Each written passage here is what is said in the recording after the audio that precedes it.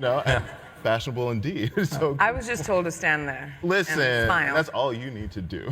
Yeah. Because she's still waking up. Yeah, I was gonna say you've been busy. You were like at Unga. You've been doing Yeah, like a lot this.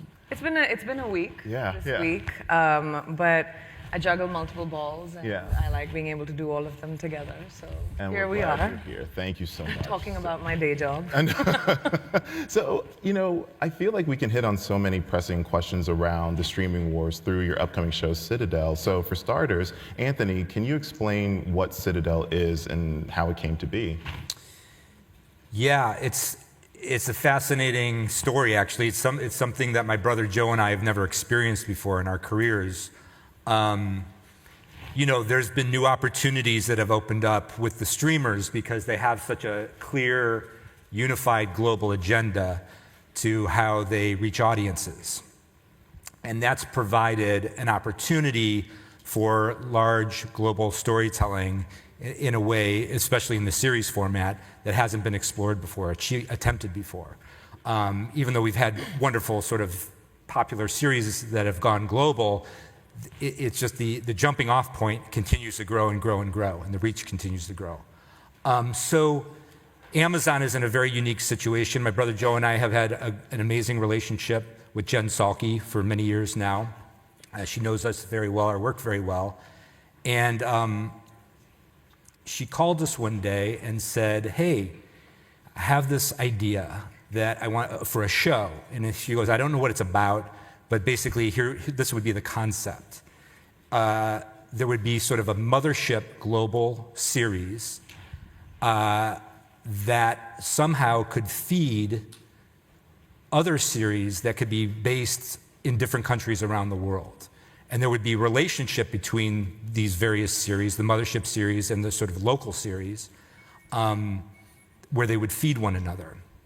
And that was it. That was the idea she brought to us. And one of my favorite quotes is from the musician David Byrne. He said, musicians don't think in terms of 3-minute songs. He said, that's a business model that presents a creative opportunity. Mm. And I think that's, I've sort of found that's very true in the work that my brother and I have done.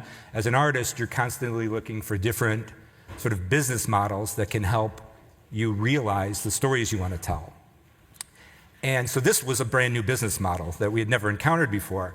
So we went to work thinking about what kind of story could sort of work, something, there's a lot of things that we've been thinking about for years and years, and we had many collaborators that we love to talk to, and we sort of did a deep dive, and we came up with this idea. So sorry, that was a long prelude to how it came about. Long but informative. No, really, this is why I asked. I mean, it's fascinating to me. Yeah. So what is the show about? Like when Jen said, here's this format that I'm interested in, how did you fill in that blank? Yeah, so the show is about it's set in the near future. Now I should give a little disclaimer. Even though we've been developing this show for a long time and we've been making this show for a long time, we have been on it, very deep inside what the show is. This is the very first time. I know, I'm so nervous. We are talking about it externally. And so it's a very strange shift. It's warped. Yeah, I know, we've never spoken about it. Because you constantly have to be going, how do I explain this to somebody who hasn't had 4 years, been immersed in it for 4 years, right? So it is it's a spy show set in the near future. It's about a global spy organization called Citadel that is basically been a defender of humanity, the best interests of humanity, with a focus on sort of the most vulnerable people that need it most, equity, democracy, fairness. Mm-hmm. And that agency, it's built around 2 agents within that agency, Priyanka's character and a character played by Richard Madden. They're the top agents in the agency. And this agency ends up coming in conflict with a new rival agency that has been developed by the world's elite to sort of protect their self-interests. Mm. And it's a global struggle between these 2 competing points of view about what humanity should be. Right. And who's right and who's wrong. Like the duality on the show is really interesting. That Citadel in a dystopian future is the world decided to come together and say intelligence should be shared. right? So let's have a global intelligence agency that protects the world and its interests. And then there's the other side of it, the conflict, which says that who are you to decide what is right and wrong? Who are you to decide what is just and what's not? So the perspectives are true to both. There's not like a bad guy and a good guy, and that's what's so interesting about it. With like, there's duality with everyone's characters, there's duality with the show, so you just don't know when you're going to be hit with what. Right. And so what pulled you in? Is like the depth of storytelling? Is that what made you say yes to something like this? What pulled me in, honestly, I have an amazing relationship with Amazon, and I have a first look deal with them, and we're working on multiple things. I've been a tremendous admirer of the Russo brothers, and what honestly pulled me in was the social experiment of the show. That how do we cross-pollinate audiences across the world? So you have 6 local languages shows, right? Like India, Italy, France, where else? Still TBD. We're still working. But 6 of them, 3 have started work, but the idea of having local language series that you don't have to watch the American show to understand. They stand alone in their own way, but if you watch all the other shows, they're all connected. And that's never been done in television. It's such an interesting experiment, especially for a streamer like Amazon that caters to audiences across the world. Prime is watched in different parts of the world, and to be able to offer a show which cross-pollinates audiences and languages is just so exciting to me. So it was innovative, and that's what I loved about it. And then, of course, you add in having a great part, and the Russo brothers, and Amazon's excitement around it. It was just like a no-brainer for me. And also, this is the second time I'm doing TV, so that was fun too. And can I just say, I love the fact that you, Priyanka, keep taking these action roles, because I feel like it's one thing. We don't see enough brown women in these action roles. I remember when you were like on Quantico, and I loved that show, and I feel like it was a great show, but it's also so refreshing to see someone like you taking these punches, taking these hits, and like, so I would love to hear just about, is that something that you look for in projects? Like, do you just like that physicality? Do you like that challenge? Do you like that representation of seeing like an action star that looks like you? Of course, there's an excitement about being able to work with, people who do the best action in the world, to be put in a situation where you can really thrive, be surrounded by a team, which, their team is amazing, who make you feel safe. I do most of my stunts myself. I have from the time that I was in India. I've done a lot of action work in India. I just trust my body. It's something that I know I'm familiar with. I've trained for many, many years, since my first Dawn movie, which was, I think, 2006 or something. But I've done action always. It's the one thing that I know I can count on, and I know with training, it's physical. It's like math. It's like with training, you'll be able to do it. So I do enjoy the physicality of it, the strength of it. I do love being the one who kicks ass too, and not just takes the hits. Exactly. But like that's a fun medium to be able to express, and not very many females get to do it. And so I don't technically look for it. I think a lot of it comes to me too, because people are like, okay, she can do that. So, but I do enjoy it tremendously. To push yourself every time to be physically challenged and find some form of action which you haven't done before is fun. Yeah, absolutely. But I like your analogy, but I will point out that, like math, not all of us can excel at it. Yep, that's what like. That's why I said math. Just go ahead and yell at me then, because But Anthony, with your work in Marvel movies, you and your brother Joe were major players in making cinematic universes like an institution in storytelling. And we just talked about like how the global reach that this show will have. It's going to have these satellite shows across different countries. So what are some of the tenets of not only creating a universe, but making sure that it keeps its momentum? Yeah, look, we were sort of, my brother Joe and I were very fortunate that we found ourselves in the middle of this grand experiment that was the MCU as it was unfolding. And we were all sort of learning at that time and discovering what was possible in terms of interconnected universe storytelling. And I think we surprised ourselves, which sort of spoke well to surprising audiences as well. So we developed a big fondness for that kind of storytelling. My brother and I have done, as filmmakers, we've kind of done everything. We've made movies for as little money as you could possibly make a movie for. We've made movies for as much money as you could possibly make a movie for. We've done television, drama, comedy. We shoot commercials. We love the whole range of what you can do as a storyteller. And universe storytelling is a very specific version of that. And we discovered we had a real taste for it, so much so that as we were moving on from our work at Marvel, our partners that we worked very closely with on those films, Chris Marcus and Steve McFeely, a writing team, they wrote all of our Marvel work. We all moved on and formed a company together called Agbo. And this company kind of has a dual focus. On one level, we want to continue the process of universe storytelling because we love it so much. And we feel like it presents new opportunities for us as storytellers and new opportunities for audiences to experience narrative and character in ways that can be more surprising to them, because you can take certain liberties when you're doing interconnected narrative storytelling that you can't when you're not doing that, when you're just confined to a smaller point of view. Like we always say, look, the only reason we were able to end Avengers Infinity War with Thanos destroying 50% of all living things, including the Avengers, is because there was going to be an Avengers Endgame at one point, right? So it's like, you can't do that. And people were really devastated at that time, But it worked because they knew it wasn't like final devastation. So it's never final devastation in the Marvel universe. Yeah. No. So the ability to pivot narratively is very fun and exciting and surprising for audiences. So that's part of our mission, and Citadel is like the shining example of it, because nobody has ever tried this form of narrative universe before. It's never been done. It's thrilling.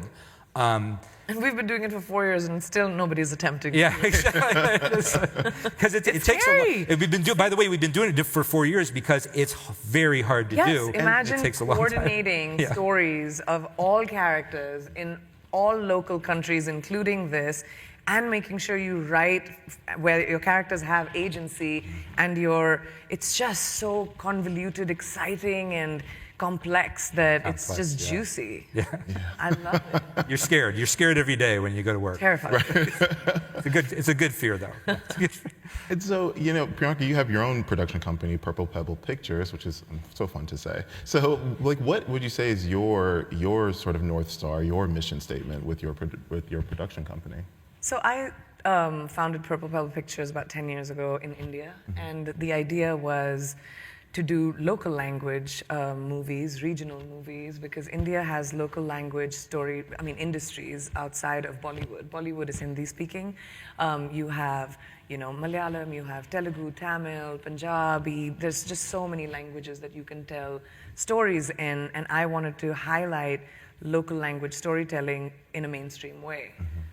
Which at that time was kind of a newer idea, but I always like to have a lane which is kind of my own, versus it was going local while I was moving to the States. It was really fun to do. And then when my career when I established myself slightly more here, I brought over the company, and with our first look with Amazon, we're developing multiple stories which specifically are in the lanes of females in front of and behind cameras, South Asian stories, specifically hyper-specific to culture, is something we find interesting. But the one important through line for Purple Pebble Pictures is to work with new talent, whether that's in front of the camera or behind the camera.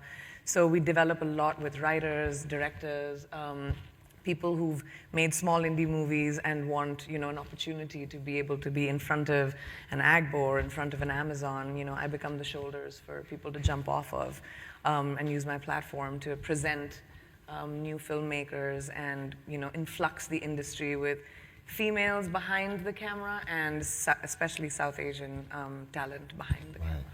And I love the fact that you mentioned you have a focus on being like hyper specific with cultures, because one thing that I have been thinking about, and we had a panel on this a few days ago, is finding the nuances in representation, because I think sometimes people will stop at saying like, oh, you want to represent South Asian women, but there's so many cultural differences, Absolutely.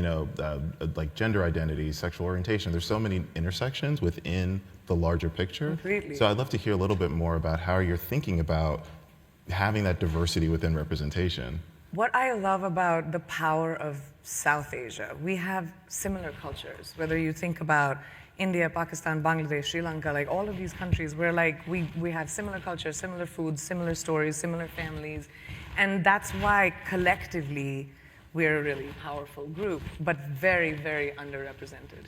And I think if you come together collectively and say, we want to be represented in mainstream English medium, English language entertainment, which travels around the world, we need to be seen with the kind of population that we actually are. Which is why it's so important to work with talent across the diversity of South Asia.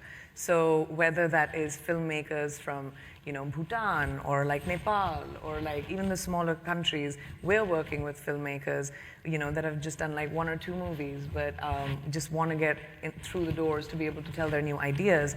And that's where I enjoy that so much. I didn't have any sort of support when I first joined the film industry. I kind of had to navigate it a little bit myself, and that's terrifying. Yeah. So I want us to be, as Purple Pebble, a home for people who want to navigate this big medium of entertainment, the ever-growing medium of entertainment. And especially with streaming, it's such a wonderful time to be able to find an audience for any kind of story. Right. If you have a story to tell, there's someone who will watch it with streaming, and it gives so much freedom to filmmakers to be able to express themselves. And I'm so glad you brought up streaming, because I wanted to get both of your assessment, an honest assessment of the streaming landscape right now, because there was like this massive influx of subscribers during the pandemic, and then as we've seen, there's mergers happening.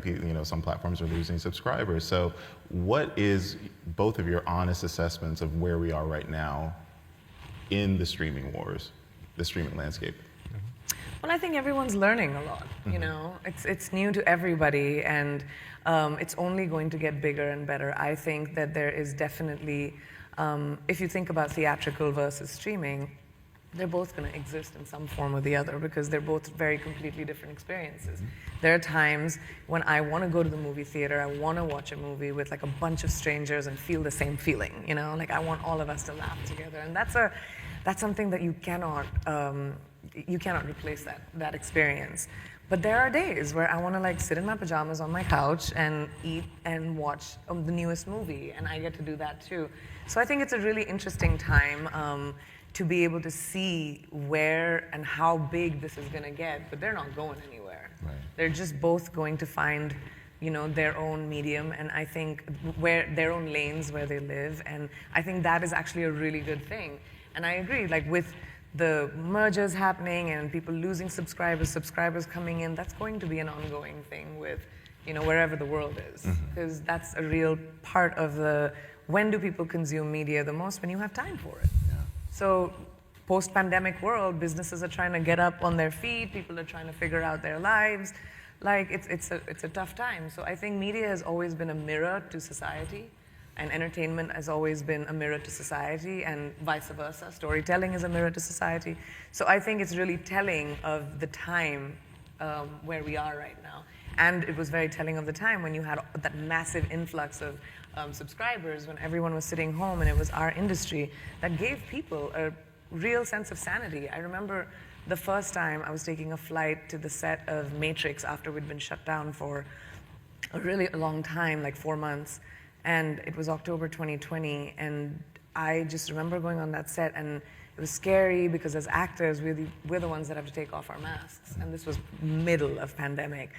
And it was scary in so many ways, but also I walked on the set and I had such a sense of pride of being part of the entertainment business, because we all sat at home and watched movies and TV, and my colleagues did that. They were going to work also and just churning out movies and entertainment so that the world had a sense of sanity. And I really had a, proud moment of being part of the entertainment business. Right. I did that. Absolutely. Yeah. And Anthony, I feel like I feel like your films, you've pumped so many like big theatrical, some splashy films and TV shows in streaming. And so I think that, when you think about, The Gray Man or, Extraction, like there's so many different films and TV shows that you've done that one would think would go, to go theatrical, but it seems like you're pretty platform agnostic. So I'd love to get your assessment of theatrical versus streaming, like where streaming is going, like what a show like Citadel, like what place it has in streaming right now. Yeah.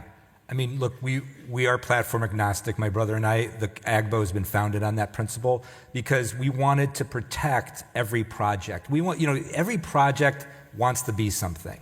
And you want to sort of develop it creatively in a way that allows it to become whatever that is. And you want to find the right partner who can sort of help you make a project like that and make it more of what it is.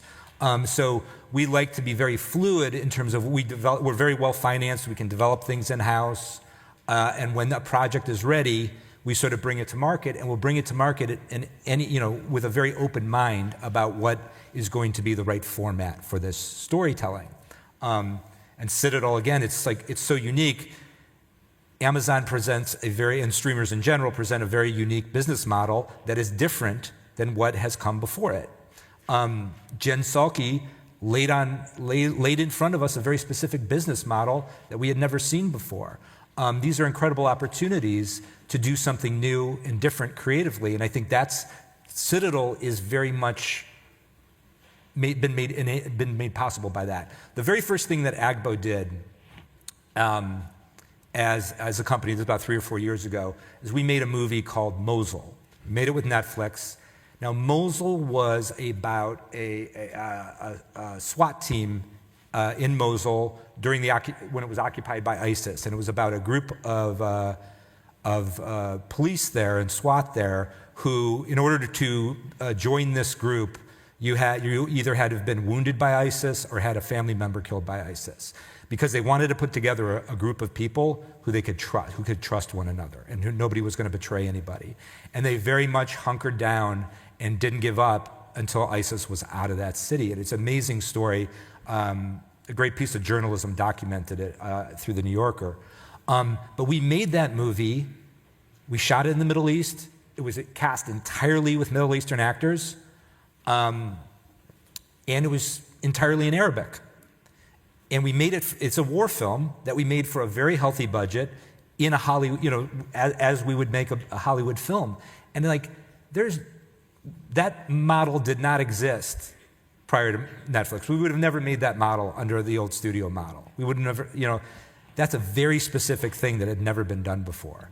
And that's what streaming offers you, So powerful. Yeah. Yeah, It's to be able to watch, as someone who comes from Hindi language movies, to be able to see the globe watching films with subtitles gives my heart so much joy, because it allows for different languages outside of English to be able to tell their stories in entertainment. And we didn't have that till streaming. It was always like, if somebody had to go watch a Hindi movie, they had to okay, we got to take a day off, we got to go to that one theater, which is 3 hours out, and it was a thing. But now, you're on Netflix or Amazon or any of the other streamers, and you could be I'm gonna watch this movie I'm gonna watch Tehran, it's in a different language, but I will watch it. I'll watch a Korean show. My mom obsesses over the Korean dramas. That wouldn't have happened.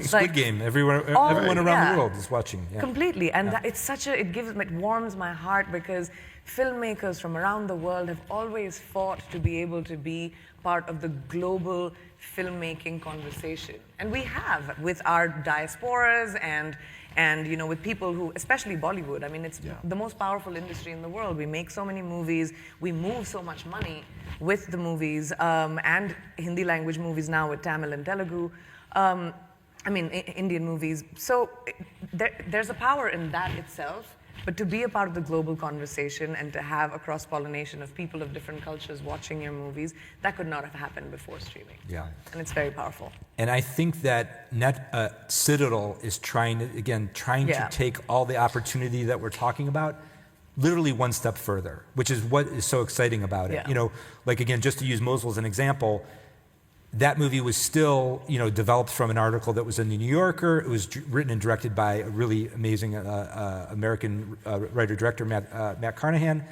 But this show is different. And I want to go back and credit Jen Salke again for this, because as we started, once we had the idea for the show, certainly with those two leads, like the first name that ever came up was Priyanka's, and Jen Salke brought that name up. And I was like, when she brought up Priyanka to Joe and I, it was like a light bulb went off in our heads. It was so intelligent and so smart, because Priyanka represents the essence of like what we're trying to do with the show. The sort of like the fact that she's been culturally, she's done such amazing work in India, done such amazing work internationally. She had this sort of dual identity. She has a foot in both worlds, and this show wants to be grounded not just in this sort of international mothership show, which is largely, guided by like traditional international cinema sort of norms, but it wants to be fully grounded in these local language shows. One of the most important is in India, that are being generated by local talent, local writers, local showrunners, local directors, local actors. And it's very much an expression. It's not us telling them what their story should be. It's them sort of coming up with what that story is, and us working collaboratively with them. And like Priyanka said, we're doing that in India, we're doing that in Italy, we're doing that in Mexico, and perhaps other places. And it's very exciting. And I just think, again, it goes back to your streaming question. It's like, something like this is like not possible any other way. And possibilities become endless. Yeah. Absolutely. And in just a few minutes we have left, I know that the theme of this year's festival is Innovation Unbound, and I've been asking this of all my guests so far. Is there anything you need to let go of to be a better, more innovative leader going forward? You answer this one first. I have a few on that list. Gosh, I didn't see this one coming. You're welcome. Can I get back to you in a day? Let go of. Geez, I don't know. I mean, I guess it's, we're all guilty of sometimes just sort of when you're confused or fatigued, or sort of in a place, getting into a zone that feels unfamiliar or unsafe, and you can default to convention, right? Because it's just you don't know what else to do, and that can be healthy sometimes, of course, because it helps ground you and orientate you. But you just have to be careful that you're doing it because you need to be doing it. It's like you always have to question yourself in those moments, because you don't want to fall back on convention unless you absolutely have to. There's no other way forward, right? Because the most exciting thing is to keep defying convention and to keep pushing yourself into zones that are scary and are unknowable and are going to take all your efforts and skills and all the efforts and skills of your collaborators to figure out and pull off properly. That's sort of always the most exciting zone to be in. So I would say, just to, like, for myself, it's like those moments when I'm feeling a little tired or lazy and like maybe defaulting to convention. Right. Priyanka? Sure. I think that innovation is the only way to evolve. And if you're not evolving, you're stagnant, it's boring, bye, you should go to bed. So I think, but for me, that's a little bit of a struggle for me. I juggle a lot of balls, and sometimes I'm just so tired that I don't pay attention to the next thing as much as I would want to. And I check the box sometimes, and it works, and it's okay, because a lot of us do it. We just go to work and do the bare minimum, and I have to remind myself that the bare minimum is not my standard for myself, and it always has to be more than the minimum. Right. And you have to remind yourself to take some time. I was just talking to somebody outside. This week has been so tiring for me, but you just have to take some time to whatever you want to do. Go to bed early, have ice cream, just feed your soul. When you feed your soul as a human being, when you're with your family, your friends, you laugh a little, you bring joy, innovation happens. Creativity comes from a place of feeling good with yourself. And I think the most important thing is to feed who you are, and then it just does. I'm glad you put your finger on that. Actually, like that's one of the worst. When you're overextended, that's when you're most vulnerable. Like, I to didn't this. pay attention to that. And sort of, but it's your own fault if you're overextended. Totally your fault. Right? You have to take care. You gotta say love no what you sometimes. said. Yeah. Say Yeah. no. awesome. But I'm glad you said yes to this panel. So thank you so much. That's going to do it. Thank you so much, Priyanka and Anthony. I really appreciate it. Thank you. Guys.